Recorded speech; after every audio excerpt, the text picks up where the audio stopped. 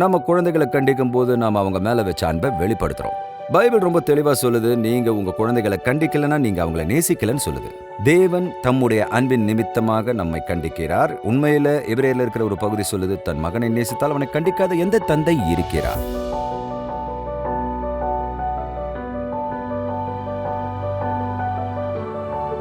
தேவன் நம்மை நேசிக்கிறார். நாம் நேராகவும் குறுகலாகவும் செல்லும்போது நம்மை ஒழுங்குபடுத்துவதன் மூலம் அன்பை வெளிப்படுத்துகிறார். நீண்ட காலமா கிறிஸ்தவர்களா இருக்கிற நாம எல்லாரும் அங்க இருந்திருக்கோம், அதை செஞ்சிருக்கோம். நாம தவறான பாதையில போறோம்னு தேவன் நமக்கு காட்டுறத நாம உணர்ந்திருக்கோம். ஆனா அவர் அப்படி செய்யறதுக்கு ஒரே காரணம் நம்மளை தண்டிக்க இல்லை, மாறா நம்மளை திருத்தி நாம எப்பவும் பாதுகாப்பாகவும் மகிழ்ச்சியாகவும் இருப்போம்னு அவருக்கு தெரிஞ்ச இடத்துக்கு திரும்ப கொண்டு வருவதா இருக்கு. அது அவரோட அன்பின் மையத்தில் இருக்கு.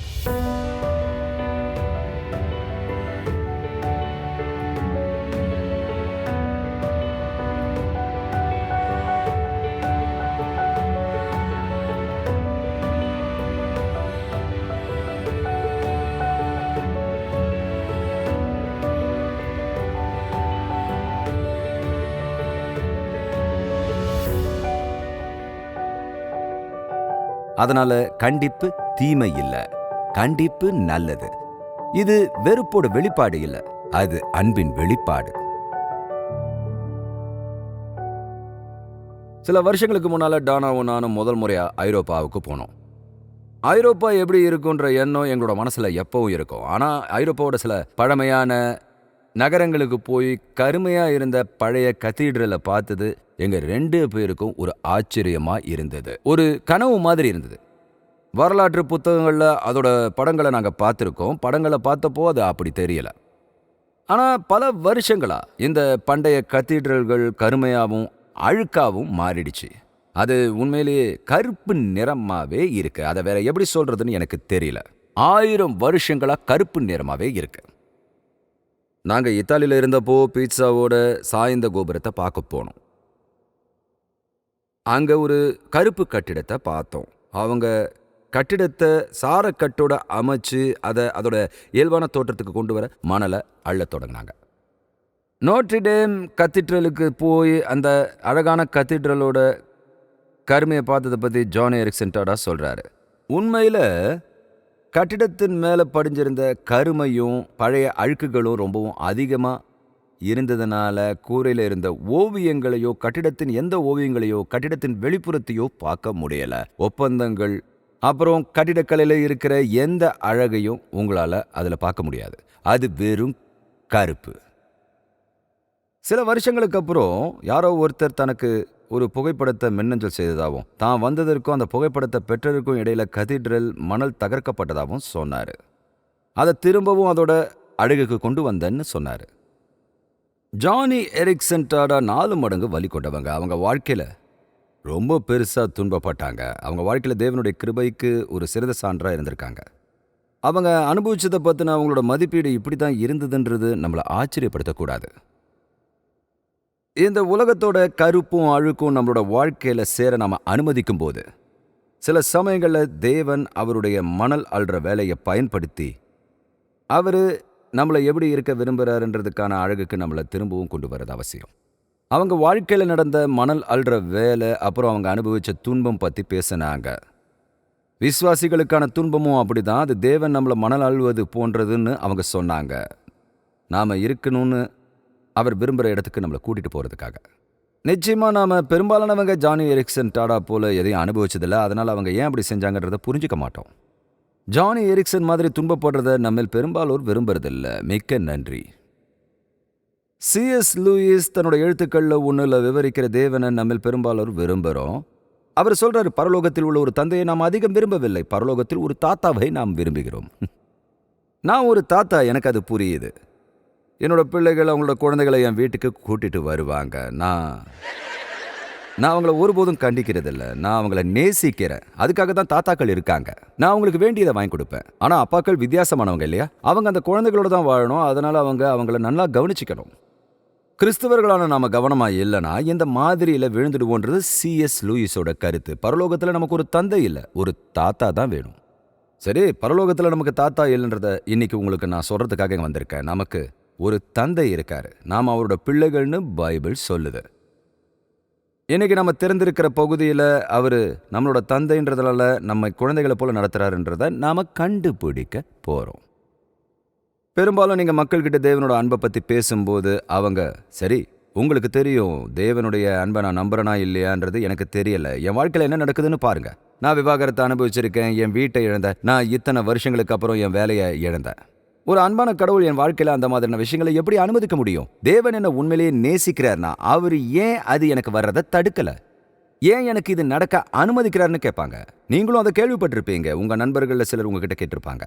சரி, தேவன் உங்களை உண்மையிலே நேசிக்கிறாருன்றத இன்னைக்கு உங்களோட பகிர்ந்துக்க நான் விரும்புறேன். அவர் எப்பவும் நேசிக்கிறாரு, எப்பவும் செய்வாரு. உங்களை சரி செய்யும் போது கூட அவர் உங்களை நேசிக்கிறாரு. நம்மளோட வாழ்க்கையில தேவன் சிட்சையை அனுமதிக்கிற சந்தர்ப்பங்கள் இருக்குன்னு பைபிள் நமக்கு சொல்லுது. கிறிஸ்தவர்களான நமக்கு ஒழுக்கம் வருவதற்கு 3 அடிப்படை காரணங்கள் இருக்கிறது. சில நேரங்கள்ல தேவன் நம்மளை ஒழுங்குபடுத்த சிட்சையா அனுமதிக்கிறாரு. நீங்க தேவன் நம்மை தண்டிக்கிறாரான்னு கேட்குறீங்க. ஆமா, அவர் ஒரு தந்தை. நாம அவருக்கு கீழ்ப்படியாம கலகம் செய்யும் போது அதை நாமளே சரி செய்யலனா தேவன் நம்ம பக்கமா திரும்புறாரு. ஆனா சில நேரங்கள்ல கடவுள் அதை கையாளணும். அது உண்மைதான். நம்ம குழந்தைகளோட நாம செய்யறதும் இதுதான். அவங்க நடந்து கொள்ளாத போது நாம அவங்கள தண்டிக்கிறோம். சில சமயங்கள்ல தேவன் நம்மளை சரி செய்ய நம்மை சிட்சிக்கிறார். சில சமயங்கள்ல நம்மளை பாதுகாக்க தேவன் நம்மை சிட்சிக்கிறார். புதிய ஏற்பாட்டில் ஒரு சந்தர்ப்பத்தில் அப்போஸ்தலனாகிய பவுலை பற்றி நம்ம இதில் படிக்கிறோம். அன்றியும் எனக்கு வெளிப்படுத்தப்பட்டவைகளுக்குரிய மேன்மையின் நிமித்தம் நான் என்னை உயர்த்தாதபடிக்கு என் மாம்சத்திலே ஒரு முள் கொடுக்கப்பட்டிருக்கிறது. என்னை நான் உயர்த்தாதபடிக்கு அதை என்னை குட்டும் சாத்தானுடைய தூதனாய் இருக்கிறது. இப்போ இதை கவனமா படிங்க. பவுலுக்கு சரீரத்தில் ஒரு முள் கொடுக்கப்பட்டதுன்றதை கண்டுபிடிப்பீங்க. அவர் செய்த ஒன்றால் அல்ல. அவர் செய்யக்கூடாத ஒன்றை செய்யறதிலிருந்து அவரை தடுக்க அவருக்கு சரீரத்தில் ஒரு முள் கொடுக்கப்பட்டுச்சு. தேவன் அவருக்கு சில நம்ப முடியாத வெளிப்பாடுகளை, சில பரலோக வெளிப்பாடுகளை கொடுத்தார். மேலும் தேவன் பவுலே, உனக்கு தலைகணம் வர வாய்ப்பு இருக்கிறது, நீ ஆணவமாகவும் பெருமையாகவும் மாறும் அபாயத்தில் இருக்கிறாய், நீ அதை செய்யாதபடிக்கு நீ எதிர்பார்க்காத இந்த மணல் அள்ளுதலை நான் உனக்கு கொடுக்க போகிறேன். தேவன் அப்படி செஞ்சது அவர் செஞ்ச தவறுக்காக இல்லை, மாறா அவர் செய்யக்கூடாத ஒன்றை செய்யறதிலிருந்து அவரை தடுப்பதற்காகன்னு பவுல் சொல்றாரு. இதை நமக்காகவும் அவர் சொல்லியிருக்காரு. சில நேரங்களில் நம்மளை ஒழுங்குபடுத்த தேவன் நம்மளை சிட்சிக்கிறாரு. சில சமயங்களில் நம்மளை பாதுகாக்க தேவன் நம்மளை சிட்சிக்கிறாரு. ஆனால் பெரும்பாலும் நம்மளை பரிசுத்தப்படுத்த தேவன் நம்மளை சிட்சிக்கிறாரு. எபிரேயர் 12 இருக்கிற வசனம் அதை சொல்லுது. இங்கு தேவன் தம்முடைய பிள்ளைகள் தாம் விரும்பும் பரிசுத்தம் மற்றும் தூய்மையின் நிலையை அடைய உதவுவதற்காக ஒரு ஒழுக்கமான வழியில் நடத்துகிறார் என்பதை நாம் கற்றுக்கொள்ள போகிறோம். இதிலிருந்து கற்றுப்போம். உங்க வாழ்க்கையை நீங்க திரும்பி பார்த்தீங்கன்னா விஷயங்கள் சரியாக நடக்கவில்லை என்றும் விஷயங்கள் கடினமாக இருந்தது என்றும் நீங்க உணர்ந்த காலகட்டங்களில் நீங்க பொதுவா கிறிஸ்துவிடம் நெருங்கி வந்தீர்கள் என்பதை உங்களால பார்க்க முடியும். தேவன் நம்ம வாழ்க்கையில அந்த இலக்கை நோக்கி போறாரு. மேலும் தேவனுடைய சிட்சைக்கான 3 காரணங்கள். சில நேரங்கள்ல அவர் நம்மளை ஒழுங்குபடுத்த, சில நேரங்கள்ல நம்மளை பாதுகாக்க, ஆனா பெரும்பாலும் அவரு நம்மளை பரிசுத்தப்படுத்த அதை செய்யறாரு. பரிசுத்தப்படுத்துறதுக்காக இதை செய்யறாரு. இதனால நம்ம அவரோட விருப்பத்தை செய்யற பிள்ளைகளா மாறுவோம். தேவனுடைய சிட்சைக்கான காரணங்கள் இதுதான். இப்போ அதோட யதார்த்தத்தை பத்தி ஒரு கணம் பேசலாம். 6-8 வரையிலான வசனங்கள் அது என்ன சொல்லுதுன்றத கவனிங்க. கர்த்தர் எவனிடத்தில் அன்பு கூறுகிறாரோ அவன் அவரை சிட்சித்து தாம் சேர்த்து கொள்ளுகிற எந்த மகனையும் தண்டிக்கிறார். நீங்கள் சிட்சையை சகிக்கிறவர்களாயிருந்தால் தேவன் உங்களை புத்திரராக எண்ணி நடத்துகிறார். தகப்பன் சிட்சியாத புத்திரன் உண்டோ? எல்லோருக்கும் கிடைக்கும். சிட்சை உங்களுக்கு கிடையாதிருந்தால் நீங்கள் புத்திரராய் இராமல் வேசி பிள்ளைகளாக இருப்பீர்களே. இப்போ இதை எழுதினவர் இங்க சொல்றது 2 விஷயங்கள். முதலாவது, தேவனுடைய சிட்சையின் வெளிப்பாடு நாம் அவருடைய மகன்களில் ஒருவர் அல்லது மகள்களில் ஒருவர் என்பதை நிரூபிக்கிறது. தேவனோட அன்பை நம்ம கேள்விக்குள்ளாக்குற அதே விஷயத்தை தான் தேவனுடைய அன்பின் சான்றா நம்ம பார்க்கணுன்றது சுவாரஸ்யமானதா இருக்கு இல்லையா? நம்ம சில விஷயங்களை சந்திக்கும் போது, நம்ம வாழ்க்கையில மணல் வெடிப்பை உணரும் போது, சரி தேவன் எனக்கு இது நடக்க அனுமதிச்சதுனால என்னை எப்படி நேசிக்க முடியும்னு கேட்கறது உண்மை இல்லையா? இல்லவே இல்லை. அது சரியானதே இல்லை. நீங்க இதை சந்திக்கிறதே தேவன் உங்களை உண்மையிலேயே நேசிக்கிறார்ன்றதுக்கும் உங்களை தன்னுடைய பிள்ளைகள்ல ஒருத்தரா நடத்துறாருன்றதுக்கும் சான்றா இருக்கு. உண்மையில அவர் நம்மள பிள்ளைகளா கருதி இதை செய்யறாருன்னு வேதம் சொல்லுது. மேலும் அவர் வசனத்துல பயன்படுத்துற வார்த்தை சிறு குழந்தைகள் இல்ல, வளர்ந்த பிள்ளைகளை குறிக்கிற வார்த்தையா இருக்கு. விசுவாசத்துல வளரும் போது, நாம முதிர்ச்சி அடைந்த பெரியவர்களாகும் போது, நாம கொஞ்ச காலம் கிறிஸ்தவர்களா இருந்திருந்தா நம்ம வாழ்க்கையில சில சிக்ஷைகளை அனுபவிக்கும் போது நாம ஆச்சரியப்படக்கூடாது. யோபு 5:17 இப்படி சொல்கிறது, இதோ தேவன் தண்டிக்கிற மனுஷன் பாக்கியவான், ஆகையால் சர்வ வல்லவருடைய சிக்ஷையை அற்பமாக எண்ணாதிரும். நீங்க சிக்ஷிக்கப்படுறீங்க, சில விஷயங்களை சந்திக்கிறீங்கன்றது தான் நீங்க ஒரு மகன்றத நிரூபிக்குது. எல்லா மனிதர்களும் தேவனுடைய தண்டனைக்கு ஆளாகிறாங்க, ஆனா அவருடைய பிள்ளைகள் மட்டுமே அவருடைய சிக்ஷையை பெறுகிறார்கள். நாம சிக்ஷை பெறும்போது நம்ம தகப்பன் நம்மை நேசிக்கிறார் என்றதை அறிவோம். மேலும் நாம அவரோட மகன்கள் அப்புறம் மகள்கள்னு நமக்கு உறுதி அளிக்கப்படுகிறது. தேவனோட சிக்ஷையின் வெளிப்பாடு நாம அவருடைய பிள்ளைகள்ன்றதை நிரூபிக்குது. இப்போ இதற்கு நேர்மாறானதும் உண்மைன்றதை கவனிங்க. தேவனுடைய சிக்ஷையின்மை நாம அவருடைய பிள்ளைகள் இல்லைன்றதை நிரூபிக்குதுன்னு எழுத்தாளர் சொல்றாரு. எல்லோருக்கும் கிடைக்கும் சிக்ஷை உங்களுக்கு கிடையாதிருந்தால் நீங்கள் புத்திரராயிராமல் வேசி பிள்ளைகளாய் இருப்பீர்களே. இந்த இடத்துல ஒரு கணம் நின்னு இதை பத்தி யோசிக்கலாம். தேவன் நம்மளை ஆவிக்குரிய ரீதியில பெற்றெடுத்து அப்புறம் நம்மளை கைவிட்டா அவர் ஒரு மரித்த பூமிக்குரிய அப்பாவா இருப்பாரு. ஆனா அவர் அதை செய்யறதில்ல. அவரு நம்மளை ரட்சிப்புல பெற்றெடுக்கிறாரு. அப்புறம் அவர் தொடர்ந்து நம்மளை வழிநடத்திக்கிட்டே இருக்காரு. நம்மளை வழி நடத்துறாரு, மேலும் நம்மளோட வளர்ச்சிக்கு உதவி செய்யறாரு. கடவுளின் பாதையில் நடக்கும் எந்த ஒரு மனித தந்தையும் செய்யற மாதிரி. அவரோட ஒழுக்கத்தோட யதார்த்தத்தை பத்தி பேசும்போது இது பைபிள்ல இருக்கிற ரொம்ப தெளிவான வசனங்கள்ல ஒன்னா இருக்கணும். வசனம் 11 பைபிளை பாருங்க. எந்த சிக்ஷையும் தற்காலத்தில் சந்தோஷமாய் காணாமல் துக்கமாய் காணும். எனக்கு ஒரு சாட்சி கிடைக்குமா? எந்த சிக்ஷையும் தற்காலத்தில் சந்தோஷமாய் காணாமல் துக்கமாய் காணும். தேவனுடைய வார்த்தை எவ்வளவு நேர்மையானது. தேவன் சிக்ஷிக்கும் போது, தேவன் கண்டிக்கும் போது, தேவன் சரி செய்யும் போது அது நல்லா இருக்காது, நமக்கு பிடிக்காது, நாம் அதை எதிர்க்கிறோம்னு தேவனுடைய வார்த்தை சொல்லுது. சிக்ஷையானது இனிமையானதா இருந்தா, அது கவர்ச்சிகரமானதா இருந்தா, அது நம்ம மேல எந்த தாக்கத்தையும் ஏற்படுத்தாதுன்றதை நாம எல்லாருமே புரிஞ்சுக்கிறோம். சிக்ஷை கொடுமையானது, வேதனையானது, வலிக்கிறது. தாக்கத்தின் கட்டத்தில் சிக்ஷையை பாராட்டுவது ஒருபோதும் எளிதானது இல்லை. ஆமேன். ஆனா அந்த வசனத்துல ஒரு வார்த்தை இருக்கு, அதை இழக்காதீங்க. திரும்பவும் எழுதி வைங்க, அதை சுத்தி ஒரு வட்டம் வரையுங்க. இதோ அந்த வார்த்தை, அது பிறகுன்ற வார்த்தை. ஆனா பின்னர்னு சொல்லும்போது அங்கதான் ஆசீர்வாதம் வருகிறது. அது தாக்கத்தின் கட்டத்தில் வரல, ஒழுக்கத்தின் ஆசீர்வாதம் பின்னர் வருகிறது. நாமளும் பிள்ளைகள் விஷயத்தில் அப்படித்தானே. அதாவது யாரும் தங்களோட குழந்தைகளை ஒழுங்குபடுத்த விரும்புறதில்ல. அதாவது அவங்க அழறாங்க, உங்களை மோசமா உணர வைக்கிறாங்க. ஆனா கொஞ்ச நேரத்தில் சரியாயிடும். அப்புறம் நீங்க அவங்கள கட்டி பிடிச்சி அவங்கள நேசிக்கிறீங்க, அவங்க உங்களுக்கு எவ்வளவு முக்கியம்னு, நீங்க அப்படி இருக்கக்கூடாதுன்னு அவங்க கிட்ட சொல்லுங்க. அதுக்கப்புறம் அது நன்மையை தருது. அதனால நம்ம வாழ்க்கையில தேவனுடைய சிக்ஷைக்கான 3வது காரணம், சில நேரங்களில் நம்மளை ஒழுங்குபடுத்த, நம்மளை பாதுகாக்க, சில நேரங்களில் நம்மளை பரிசுத்தப்படுத்த. தேவனோட சிக்ஷையின் யதார்த்தம் இதுதான். உங்ககிட்ட அது இருந்தா நீங்க அவரோட பிள்ளைகள், உங்ககிட்ட அது இல்லைன்னா நீங்க இல்லை. நம்மளோட வாழ்க்கையில தேவனுடைய ஒழுக்கத்துக்கான எதிர்வினையை பத்தி பேசலாம். நாம இதுக்கு எப்படி பதிலளிக்கணும்? வசனம் 5 சொல்லுது, அன்றியும் என் மகனே, கர்த்தருடைய சிக்ஷையை அற்பமாக எண்ணாதே, அவரால் கடிந்து கொள்ளப்படும் போது சோர்ந்து போகாதே என்று உங்களுக்கு சொல்லப்பட்ட அறிவுரையை நீங்கள் மறந்துவிட்டீர்கள். இப்போ இதை எழுதினவர் தன்னோட வாசகர்களுக்கு அவங்க மறந்துட்ட ஒன்ன நினைவூட்டுறாரு. அவரு நீங்க அறிவுரையை மறந்துவிட்டீர்களான்னு கேட்கிறாரு. அந்த அறிவுரை என்ன? இது நீதிமொழிகள் 3:11-12 எடுக்கப்பட்ட மேற்கோள். யூத மக்களுக்கு ரொம்பவும் பிரபலமான வசனம். அவங்க இந்த வசனத்தை நல்லாவே தெரிஞ்சு வச்சிருந்தாங்க. ஒருவேளை அதை மனப்பாடம் செஞ்சிருக்கலாம். ஆனா உங்களை எத்தனை பேருக்கு தெரியும், சில சமயங்களில் ஒரு வேத வசனத்தை நீங்க நல்லா தெரிஞ்சிருக்கிறதுனால அது உங்களோட தொடர்புடையதுன்னு மறந்து விடுவீங்களா? சிக்ஷை வரும்போது சோர்ந்து போகக்கூடாதுன்ற அறிவுரையை அவர்கள் மறந்து விட்டார்கள். அப்புறம் எழுத்தாளர் நம்ம வாழ்க்கையில தேவனுடைய சிக்ஷையை கடந்து போகும்போது அதற்கு சரியான முறையில் எதிர்வினையாற்றுவதில் கவனமா இருக்கணும்னு சொல்றாரு. தேவனுடைய சிக்ஷைக்கு நாம் அலட்சியமாக இருப்பது. அது சொல்கிறது, என் மகனே, நீ கர்த்தருடைய சிக்ஷையை அற்பமாக எண்ணாதே. அற்பமாக எண்ணாதேன்ற வார்த்தையோட அர்த்தம், அதை லேசா எடுத்துக்காத, அதை பெருசா விடாத, அது முக்கியம் இல்லாத மாதிரி நடந்துக்காத, இந்த நேரத்தினுடைய பலனை இழக்க உன்னை அனுமதிக்காதே. நாம இப்படி எதிர்வினையாற்றக்கூடாதுன்னு எழுத்தாளர் சொல்றாரு. கர்த்தர் யாரை நேசிக்கிறாரோ அவரை அவர் தண்டிக்கிறார்ன்றதை நினைவில் கொள்ளணும். சிட்சித்தல்ன்றது நியாய தீர்ப்பு இல்ல, அது அவருடைய அன்பின் காரணமா அவருடைய சொந்த பிள்ளைகளுக்கு கொடுக்கப்படுற சீர்திருத்தம். தேவன் உங்களை நேசிக்கிறாரு, அவர் எப்பவும் நேசிக்கிறாரு, எப்பவும் நேசிப்பாரு. உங்க வாழ்க்கையில உங்களுக்கு வர சிக்ஷைக்கு நடுவுல நீங்க அதை மறந்துடக்கூடாது. நீங்க விஷயங்களை கடந்து போகும்போது இது உங்க வாழ்க்கையில தேவனுடைய அன்பின் சான்றுன்றதை நினைவில் கொள்றதை விட வேற எதையும் நாம நினைவில் கொள்ள வேண்டிய அவசியம் இல்லை. தேவனுடைய சிக்ஷைக்கு நாம அலட்சியமா இருக்கலாம்.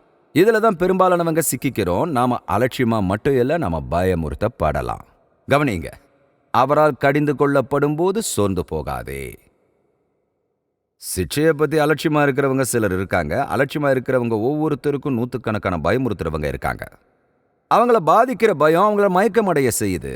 அவங்களுக்கு என்ன செய்யறதுன்னு தெரியல. அவங்க தங்களோட வாழ்க்கையில நடக்கிற விஷயங்களால முற்றிலும் மூழ்கடிக்கப்படுறாங்க. தாவீது தன்னோட சங்கீதங்கள்ல ஒன்று எழுதும்போது இந்த மாதிரி ஒரு தருணம் ஏற்பட்டதா நினைக்கிறேன். சங்கீதம் 42:11 அவர் சொல்றாரு, என் ஆத்துமாவே நீ ஏன் கலங்குகிறாய், ஏன் எனக்குள் தயங்குகிறாய், தேவனை நோக்கி காத்திருன்னு சொல்றாரு. தாவீது அந்த சங்கீதத்தை எழுதினப்போ என்ன நடக்குதுன்றதை பார்த்து நான் மிகவும் வியப்படுகிறேன்னு சொல்லிக்கிட்டு இருந்தாரு. ஆண்களே பெண்களே, தேவனுடைய சிக்ஷை நமக்கு உதவி செய்யவே கொடுக்கப்படுகிறது, நம்மை காயப்படுத்த அல்ல. நம்மளை கட்டி எழுப்பவே கொடுக்கப்படுது, நம்மளை இடிக்க இல்லை. அதனால தேவன் உங்களை கையாள்கிறான்றதுக்கு உங்க வாழ்க்கையில நீங்க இதை உணர்றீங்க, உங்க வாழ்க்கையில நீங்க இதை கடந்து போறீங்கன்றது உங்களுக்கு ஒரு சான்றாவும் இருக்கணும். தேவன் உங்களை ரொம்பவே நேசிக்கிறாருன்றதுக்கு நாம அடிக்கடி சொல்ற மாதிரி உங்களை நீங்க இருக்கிற நிலையிலேயே ஏத்துக்கிறாரு, ஆனா உங்களை அதிகமா நேசிக்கிறாரு, உங்களை அப்படியே விட்டுடுறாரு. அதனால அவர் உங்க வாழ்க்கையில வேலை செய்ய போறாரு. இந்த உலகத்துல நம்ம சேகரிக்கிற சில அசுத்தங்களையும் அழுக்குகளையும் அகற்றி அவர் நம்மளை இருக்க விரும்புற இடத்துக்கு மீட்டெடுக்க அவர் மணலை வெட்டி எடுக்கிறத அனுமதிக்க போறாரு. தேவனுடைய சிக்ஷையை பத்தி நாம அலட்சியமா இருக்கலாம், அதனால நம்ம பயப்படலாம். தேவனுடைய சிக்ஷையை பத்தி அறியாமல் இருக்கலாம். பைபிள் என்ன சொல்லுதுன்றத நாம தெரிஞ்சிக்க முடியாது. மேலும் தேவன் தங்களோட வாழ்க்கையில சிக்ஷை மாதிரியான ஒன்னை ஏன் அனுமதிக்கிறான்னு புரிஞ்சிக்காம வாழ்க்கை கடந்து போற பல பேர் இருக்காங்க. அவங்க அதை பத்தி அறியாமலே இருக்காங்க. அவங்க பைபிளை படிக்கல. நீங்க பைபிளை படிச்சீங்கன்னா நீங்க அறியாமல் இருக்க வேண்டியதில்லை. இதெல்லாம் எப்படி நடக்குதுன்னு தேவன் உங்களுக்கு சொல்வாரு. எனக்கு தெரிஞ்ச பலருக்கு தேவன் தம்முடைய கையில் உமது சுவாசத்தை வைத்திருக்கிறவரும் உமது வழிகளுக்கு எல்லாம் அதிகாரியுமாகிய தேவன் என்பதை புரிந்து கொள்வதில்லை. தானியேல் 5:23 அதை முன்கூட்டியே படிக்காத போது நாம துன்பத்துல சிக்கி நம்மை ஒன்றிணைத்து அதை புரிஞ்சுக்கிறது கிட்டத்தட்ட சாத்தியமற்றதா இருக்கு. தேவனுடைய சிக்ஷையின் மூலம் அவர் என்ன செய்ய விரும்புறாருன்றத நாம தெரிஞ்சுக்கணும்னு விரும்புறாரு. அதனால அதை பத்தி அலட்சியமா இருக்காதீங்க, அதை பத்தி பயப்படாதீங்க, எல்லா வகையிலையும் அதை பத்தி அறியாமல் இருக்காதீங்க. ஆனா வேதம் அதன் மூலம் கற்றுக்கொள்ள வேண்டும்னு சொல்லுது. இங்க வசனத்துல நாம இதன் மூலம் பயிற்சி பெற முடியும்னு சொல்லுது. நாம அதுக்கு கீழ்ப்படியலாம், அதை நம்ம எளிதா எடுத்துக்க மறுக்கலாம். சரணடைதலுடனும் மகிழ்ச்சியுடனும் நாம அதுல நுழையலாம். கர்த்தர் யாரை நேசிக்கிறாரோ அவர்களை சிட்சிக்கிறார்ன்றத நாம நினைவுல கொள்ளணும். தன்னோட சின்ன எழுத்துக்கு நடுவுல எபிரேயரை எழுதினவர் நமக்கு ஒரு சின்ன உதாரணத்தை, தேவனுடைய சிட்சைக்கான காரணத்தை தராரு. வசனங்கள் 9 அப்புறம் 10 கவனிங்க. அன்றியும் நம்முடைய சரீரத்தின் தகப்பன்மார்கள் நம்மை சிட்சிக்கும் போது அவர்களுக்கு நாம் அஞ்சி நடந்திருக்க நாம் பிழைக்கத்தக்கதாக ஆவிகளின் பிதாவுக்கு வெகு அதிகமாய் அடங்கி நடக்க வேண்டும் அல்லவா? அவர்கள் தங்களுக்கு நலமென்று தோன்றினபடி கொஞ்ச காலம் சிட்சித்தார்கள். இவரோ தம்முடைய பரிசுத்தத்துக்கு நாம் பங்குள்ளவர்களாகும் பொருட்டு நம்முடைய பிரயோஜனத்துக்காகவே நம்மை சிட்சித்தார். இப்போ இங்க எழுத்தாளர் நான் உங்களுக்கு ஒரு சின்ன உதாரணத்தை கொடுக்குறேன்னு சொல்றாரு. மேலும் அவர் இதுல ஒரு செயல்முறையை பயன்படுத்துறாரு. உண்மையில சரீரத்தின் தகப்பன்மார்கள்ன்ற சொல் மாம்சத்தின் தந்தைகள், அதை தான் அது சொல்லுது. கொஞ்ச நேரம் கழிச்சு உரையில அவர் ஆவிகளின் பிதாவை பத்தி பேசுறாரு. அதனால அவர் 2 வகையான தந்தைகளை பத்தி பேசுறாரு. மாம்சத்தின் பிதாக்கள் அப்புறம் ஆவியின் பிதாக்கள். அவர் மனித தந்தை அப்புறம் நம்மளோட பரலோக தந்தைய பத்தி பேசுறாரு. மேலும் பரலோக தந்தைய மனித தந்தைய வச்சு விளக்க முயற்சிக்கிறேன்னு அவரு சொல்றாரு. நம்மளோட மனித தந்தையர் நம்மளோட மாம்சத்தின் அப்பாக்கள் நாம வளர்ந்துகிட்டு இருந்த போது நம்மை சிட்சித்தார்கள். நாம திரும்பி பார்த்து அவங்களுக்கு மரியாதை கொடுக்கறோம்னு அவர் சொல்றாரு. கடந்த காலத்துல நல்ல பெற்றோரை கொண்டிருந்த அவங்க முன்னேற வழியில அவங்கள சிட்சிக்க போதுமான அக்கறை கொண்டிருந்த சரியான சிந்தனையுள்ள எந்த பெரியவரும் திரும்பி பார்த்து எனக்கு இப்படிப்பட்ட பெற்றோர் இருந்ததற்கு நான் ரொம்பவே நன்றியுள்ளவனா இருக்கேன்னு சொல்லுவாங்க. இன்னைக்கு என் பெற்றோருக்கு நன்றி செலுத்துகிறேன். எனக்கு சிட்சித்த பெற்றோர்கள் இருந்தாங்க, ஒரு கோடு இருக்கிறது எனக்கு தெரியும். ஆனா நான் அப்படி செஞ்சா அதை திரும்பவும் செய்ய வேண்டான்னு எனக்கு நினைவூட்டப்பட்டுச்சு. ஆமீன். கல்வி நிலையங்கள் அறிவின் இருக்கைக்கு பயன்படுத்தப்பட்டது. அங்க பெரிய வளர்ச்சி ஏற்படுது. அதுக்காக நான் என் பெற்றோரை மதிக்கிறேன். இன்னைக்கு நம்ம மனித குடும்பங்கள் அதை செய்யாம இருக்கிறது மிகவும் எளிமையானதுன்னு உங்களை எத்தனை பேருக்கு தெரியும்? நான் ஒரு கட்டுரையை படிச்சேன். நாம இனி அடிக்கிறத அனுமதிக்கலைன்னாலும் குடும்பத்துல அடிக்கிறதுக்கு பதிலா கத்துறதா மாத்தப்பட்டிருக்கு. மேலும் அவங்க குடும்பங்கள்ல இதை பத்தி ஒரு ஆய்வை மேற்கொண்டிருக்காங்க. நாம இனிமே குழந்தைகளை தொடக்கூடாது, நாம அவங்கள கத்துறோம். அது நடக்கலன்னு நீங்க நினைச்சீங்கன்னா நீங்க சில குடும்பங்களை சுத்தி இருந்திருக்க மாட்டீங்க. ஒருவேளை மைதானத்துல அவங்க கூட இருந்திருக்கலாம். யாரும் தங்களோட குழந்தைகளை கட்டுப்படுத்த எதையும் செய்ய விரும்புறதில்ல, அதனால அவங்க கத்துறாங்க. நீதிமொழிகள் புத்தகத்துல நாம நம்ம பிள்ளைகளை நேசிச்சா அவங்கள சிட்சிப்போன்னு திரும்ப திரும்ப சொல்லப்படுது. பைபிளின் படி மனித குடும்பத்துல நாம அப்படி இருந்தா நம்ம சொந்த குழந்தைகளோட நமக்கு இருக்கிற பொறுப்பை விட நம்ம மேல அதிக பொறுப்பை வச்சிருக்கிற நம்ம பரலோக தந்தை ஏன் அதையே செய்வார்னு புரிஞ்சுக்க எது உதவுன்னு நீங்க நினைச்சீங்க? மனித தகப்பன்களாகிய நாம சிக்ஷை செய்யற முறையில சரியானவங்க இல்லைன்னு பைபிள் தொடர்ந்து சொல்லுது. உங்கள எத்தனை பேர் தவறான குழந்தையை அடிச்சிருக்கீங்க? எத்தனை பேர் உண்மையிலேயே செய்யாத ஒரு காரியத்துக்காக அடிச்சிருக்கீங்க? செய்யாததற்கும் உங்ககிட்ட இருக்கிற தவறான தகவலுக்காகவும். நாம எல்லாரும் பூரணரா இல்லாதனால அதை செஞ்சிருக்கோம். நீங்க திரும்பி போய் மன்னிப்பு கேட்கணும். நீங்க அதை செய்யும் போது ஒரு குழந்தைக்கு அது எவ்வளவு பெரிய மகிழ்ச்சியான தருணம் தெரியுமா? அதுல சிலதை நான் அனுபவிச்சிருக்கேன். ஆனா உங்களுக்கு ஒண்ணு சொல்றேன், நாம தவறுகள் செஞ்சாலும் நம்ம பரலோக தகப்பன் ஒருபோதும் தவறு செய்யறதில்ல. உலகத்துல இருக்கிற எல்லா சிறந்த நோக்கங்களோடும் மனித பெற்றோராகிய நாம சிக்ஷையின்மையால அவதிப்படுறோம், அதிகமா கட்டுப்படுத்துகிறோம், சிக்ஷை செய்ய தவறுகிறோம், தவறான நேரத்துல தவறான நோக்கத்தால சிக்ஷை செய்யறோம். ஆனா தேவன் அந்த தவறுகளை ஒருபோதும் செய்யறதில்ல. தேவன் நம்மில் யாரையும் திரும்பி பார்ப்பதில்லை. நம்ம வாழ்க்கையை வருத்தத்துடன் ஒழுங்குபடுத்துறாரு. அவருக்கு ஒருபோதும் மறுசீரமைப்பு தேவையில்லை. அவர் ஒருபோதும் மன்னிக்கவும் சொல்ல வேண்டியதில்லை. ஏன்னா தேவன் எப்பவும் புரிஞ்சிக்கிறாரு. நம்ம பரலோக தகப்பன் பரலோக காரணங்களுக்காக நம்மை சிட்சிக்கிறார். இங்க அவர் நம்மில் சிறந்ததை உருவாக்க சிட்சிக்கிறாருன்னு சொல்லப்படுது. அவர் எப்பவும் சரியான உறுதியோடையும் சரியான நியாயத்தோடையும் சிட்சையை அளவிடுறாரு. இதனால அவரோட சித்தமும் நோக்கமும் உணரப்படும், தெளிவா உணரப்படும். இப்போ நம்ம வாழ்க்கையில தேவனுடைய சிட்சையின் விளைவுகள் என்ன? தேவன் நம்ம வழியில இருக்கிற மணலை அள்ளும்போது என்ன செய்யறாரு? மேலும் அடிப்படையில எபிரேயரை எழுதினவர் 3 விஷயங்களை நமக்கு இங்க சொல்றாரு. முதல்ல நாம பரிசுத்தத்தை பெறணும்னு விரும்புறாரு. கவனிங்க, தம்முடைய பரிசுத்தத்துக்கு நாம் பங்குள்ளவர்களாகும் பொருட்டு. நம்மளோட அன்பான பிதா நமக்காக வச்சிருக்கிற குறிக்கோள் தேவன் பரிசுத்தராய் இருக்கிற மாதிரி நாமளும் பரிசுத்தமா இருக்கணும்ன்றது தான். இது வெறும் பரிசுத்தம் இல்லைன்றதை நினைவில் கொள்ளணும். இது தேவனை போல பரிசுத்தம். தேவன் பரிசுத்தர்னு பைபிள் சொல்லுது. ஏனென்றால் நான் பரிசுத்தராக நீங்களும் பரிசுத்தராயிருங்கள் என்று எழுதியிருக்கிறதே. 1 தெசலோனிக்கேயர் 4:7. தேவன் நம்மை அசுத்தத்திற்கல்ல பரிசுத்தத்திற்கு அழைத்திருக்கிறார். இயேசு கிறிஸ்துவுக்குள்ள நம்மளோட ரட்சிப்பின் மூலம் நாம் தேவனுடைய பரிசுத்தத்தை பெறுகிறோம்னு பைபிள் சொல்லுது. அது சர்வ வல்லமையுள்ள தேவனுடைய உள்ளார்ந்த பரிசுத்தம். நாம அதை பெறணும்னு அது சொல்லுது. சில நேரங்கள்ல அது நமக்கு கிடைக்கிறத நம்ம மறந்துடுறோம். மேலும் நம்ம கடந்து போகும் விஷயங்களை நினைவூட்டி கொள்ள வேண்டும். நாம எப்படி இருக்கணும்னு தேவன் விரும்புறாருன்னா நம்ம பரிசுத்தமா இருக்கணும்னு விரும்புறாரு. இப்போ அந்த வார்த்தையை நம்ம கலாச்சாரத்துல நிறைய வெற்றிகளை பெற்றுள்ளதுன்னு தெரியும். எங்க கிட்ட புனித ஜோஸ், புனித ரோலர்கள், அப்புறம் புனிதமான பொருட்கள் இருக்கு. அது எப்பவும் புறக்கணிக்கப்படுது. ஆனா நான் உங்களுக்கு சொல்றேன், பரிசுத்தம் நல்லது. தேவன் பரிசுத்தர், நம்ம பரிசுத்தமா இருக்கணும்னு தேவன் விரும்புறாரு. இன்றைய நம்மளுடைய கலாச்சாரத்தில் நாம இதை இப்படி சொல்றோம், நாம கிறிஸ்துவை போல மாற விரும்புகிறோம், நாம சிறந்த மனிதர்களா பரிசுத்த மக்களா மாற விரும்புறோம். அதுல எந்த தவறும் இல்லை. அதுல எல்லாமே சரியாக இருக்கிறது. நாம கிறிஸ்துவர்களா மாறும்போது கிறிஸ்துவுக்கு நம்மை முதிர்ச்சி அடைய செய்வதையே தேவன் நமக்கான தன்னுடைய முதல் இலக்கா கொண்டிருக்காரு. அதனால நம்ம வாழ்க்கையில நாம கொண்டிருக்கிற சிக்ஷைகளின் மூலமா அவர் நம்மளை பரிசுத்தமாக்குறாரு. 2வதா, நாம பரிசுத்தத்தை பெறது மட்டும் இல்லாம நாம நீதியை பிரதிபலிக்கணும்னு அவர் விரும்புறாரு. வசனம் 11 சொல்லுது, பிற்காலத்தில் அது நீதியாகிய சமாதான பலனை தரும். பிற்காலத்தில்ன்ற வார்த்தையோட முன்னுரிமையை உங்களுக்கு நினைவூட்டுற. பிற்காலத்தில், இதெல்லாம் முடிஞ்ச பிறகு, ஒருவேளை ஒரு காலம் கடந்த பிறகு, நீங்க திரும்பி பார்த்து தேவன் என்னவாக இருந்தார்ன்றதை சிந்திக்க முடிஞ்ச பிறகு என்ன நடக்குதுன்னா, நீங்க ஒரு சிறந்த நபரா மாறுறீங்க. ரட்சிப்பிலிருந்து நீங்க பெற்ற தேவனுடைய பரிசுத்தம் அன்றாட நீதியில பிரதிபலிக்க தொடங்குது. நீங்க ஒரு சிறந்த நபரா மாறுறீங்க, ரொம்பவே சிறப்பான நபரா மாறுறீங்க. நீங்க எந்த பிரச்சனையும் இல்லாம எந்த சிரமமும் இல்லாம வாழ்க்கை கடந்து போக முடியும்னு நான் நினைக்கல. தேவன் நீங்க இருக்க விரும்புற நபருக்கு நெருக்கமா இருக்கணும்னு விரும்புறாரு. அப்புறம் 3வது விஷயம் என்னன்னா, அவர் உங்க வாழ்க்கையில சமாதானத்தை விரும்புறாரு. நீங்க பரிசுத்தத்தை பெறவும் நீதியை பிரதிபலிக்கவும் சமாதானத்தை பிரகாசிக்கவும் விரும்புறாரு. சமாதானம்னா என்ன? சமாதானம்ன்றது பதட்டம் இல்லாதது. நண்பர்களே, இன்னைக்கு உங்ககிட்ட ஒரு கேள்வி கேட்கிறேன். தேவனுடைய பிள்ளைகளா நாம ஏன் ரொம்பவும் கவலைப்படுறோம்? எப்படி இருக்கணுமோ அப்படி இல்லைன்றது நமக்கு தெரிஞ்சிருக்கிறதுனால தான் கவலை பல சமயங்கள்ல ஏற்படுது. சில சமயங்கள்ல 2 வாழ்க்கை வாழ முயற்சி செய்றோம். நமக்கு ஞாயிற்றுக்கிழமை வாழ்க்கையும் வார நாள் வாழ்க்கையும் உண்டு. நமக்கு வீட்ல வாழ்க்கையும் வேலை வாழ்க்கையும் உண்டு. இரட்டை தரநிலைகள் இருக்கு. நாம பரிசுத்தமா வாழறதில்ல. நாம உள்ளிருந்து வெளியே ஒருங்கிணைக்கப்படல. உண்மையில நாம யார்?